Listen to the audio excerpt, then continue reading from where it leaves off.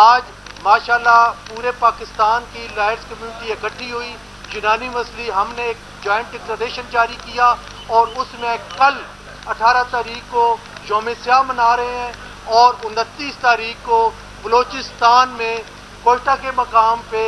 Lawyers convention منعقد ہو رہا ہے اور اسی کا تسلسل کرتے ہوئے باقی تمام صوبوں میں ہم لائرز کو متحرک کریں گے۔ 10 ہائی کورٹ بار ایسوسی ایشن کے پریزیڈنٹ وہ یہاں موجود تھے اور چند ایک نے ویڈیو لنک کے ذریعے یہاں پہ خطاب کیا۔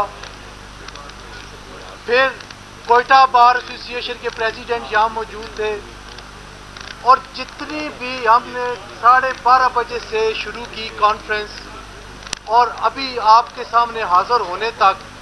کوئی ایک بندہ بھی ایسا نہیں تھا جو ان ریپرزینٹیڈ تھا۔ سارے کی ساری منتخب قیادت تھی، پاکستان کی منتخب قیادت جو اس وقت یہاں پہ تھی، ابھی بھی آپ کے سامنے موجود